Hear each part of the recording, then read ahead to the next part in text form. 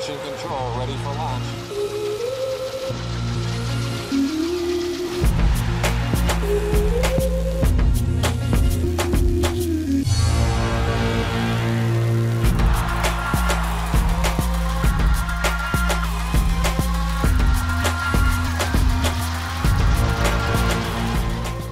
So who else loves getting stuck by trains? I especially don't mind it when I'm on my way to the gym because I'm going to sit here and watch more dunk videos. I haven't watched or prepared mentally to dunk in a while since I've had my knee injury or since I've had knee pain. I've noticed that my workouts have kind of shifted, and it's kind of like my mindset going into the gym has shifted to less about dunking and jumping to more of just trying out stuff. So that's why in the last video I said I want to focus and get back to doing jump specific stuff. So I'm gonna sit here at this train right now, watch some more dunk videos, get into the mindset before I get to the gym. So I'll see you guys in there.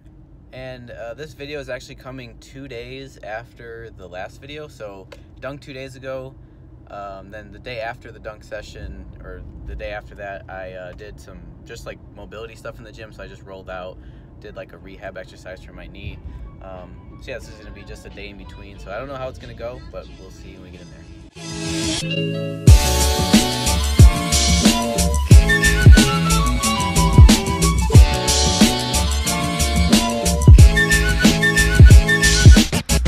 Attaboy.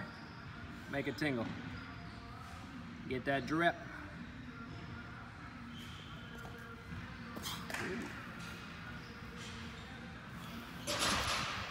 Get the drip.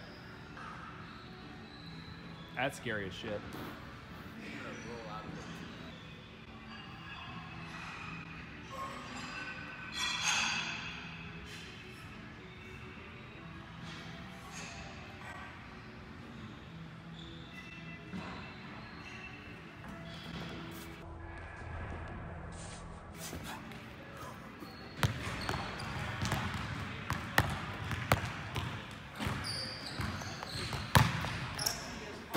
Welcome to this first dunk breakdown video. I'm actually going to be breaking down my friend's form on the right. He's about 6 feet tall, and then my form on the left. If you guys have seen other videos, you can find them on my channel. My measurements, I'm about 5'7", 5'8". So a couple things I want to point out before getting into this breakdown. A couple things to look out for. I'm going to break down the approach, the differences in our speed, the 1-2 gather, our takeoff, our extension, the butt kick in the air, the catch, flush, and then finally the differences in our landing. Now the first thing I want to start off with is the initial lean. Now you'll notice throughout his, which is a major difference between his and my approach, is that his is very slow. You'll notice in a lot of his that he is barely moving, and he'll tell you that too. Whereas mine, I have a pretty intense lean. As you can see right here, my chest is dropped not a lot lower, but a little bit lower than his, and this is as far over as he'll get. And I feel like this is what helps me get that initial speed off the start. Now the second major difference is going to be when each of us starts to go up into a vertical position. So with him, he starts to go vertical right at about the free throw line, whereas I'm still picking up speed all the way until the 1-2 gather phase. So right here is where I start to go vertical. We'll back it up again. Whereas he starts to go vertical right at the free throw line. And I feel like if he were to stay a little bit more bent over in his approach, he could probably pick up a little bit more speed. Now I don't know if that would necessarily help him because he's throwing it off the glass, so I feel like he's preparing for the catch. But we'll try that in the next time we dunk to see if that makes a difference. And let it play through to the next step. Now the next step is going to be the 1-2 gather along with the arm swing. Now you'll notice with his arms that they'll go straight back, and then the difference between his and mine will go almost completely together in the back. So right there is my arm swing, bring it back compared to his are just straight back. Now I feel like this helps me take my horizontal speed vertical.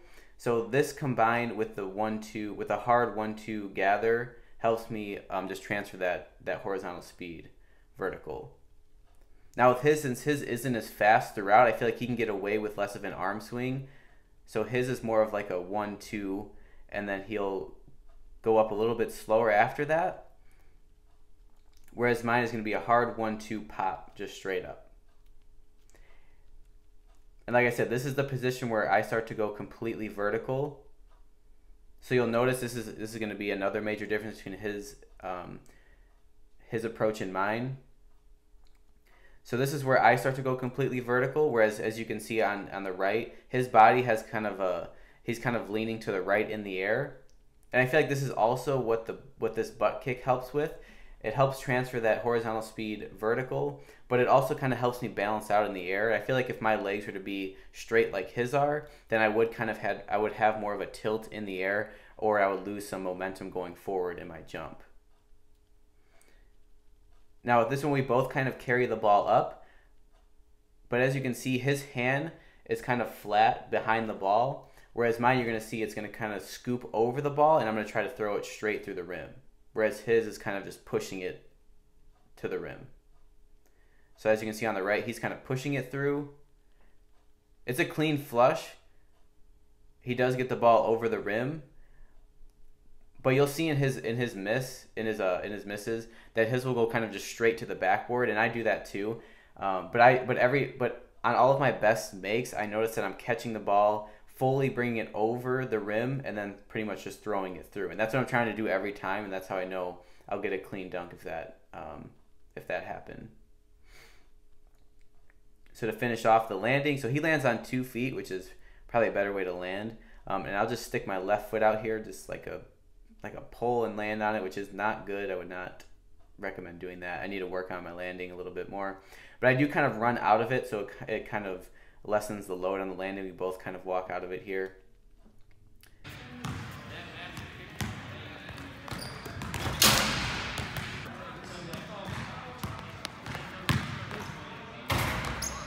Now I'm going to go to our best misses. So now with these, we both have a pretty similar approach as our last dunk. But here I think he just had a little bit lower. It was a little bit lower and harder toss, so I think it was just a little bit harder to gather in the air. He did catch it though really far back. That's pretty insane actually. And mine also kind of went pretty far back. I just didn't feel like I had control. I feel like I did get pretty high on this jump, and so did he. These were probably 2 of our highest jumps of the session, but I just think where both of us went, I think the thing that kind of threw us off was where the ball came off and where we both caught it. So his was pretty far back here. As you can see, he had a little bit more leg bend, so I feel like that helped him stay a little straighter. Whereas with the last one, he was bent more to the right. And with mine, I just don't think I was expecting to catch this, and I didn't feel like I had the ball. I had control of the ball throughout the whole way. Whereas with his, I feel like it was just so far back, and he had to bring it so far that he was already coming down as he was bringing the ball to the rim. So I feel like that probably threw him off a lot. So if we were to try to tweak this and get it to be an actual make, I probably wouldn't take off as far, and I would try to throw the ball just a little bit closer. Actually, I think both of our takeoffs were fine. As you can see, we take off at a similar position, so right above that red line. We have a pretty long, it's called the penultimate step, or that last step before your 1-2. Both go vertical here. See, I feel like with this one, he might have, was he bent over a little bit more? No, he did come vertical. Yeah, so he was vertical again from the start. Then we go up, and both just miss. But yeah, I'll let this one play through, but this was definitely our best miss. Oh my God, you were so high. Like, I wish the dunk game worked like the rap game.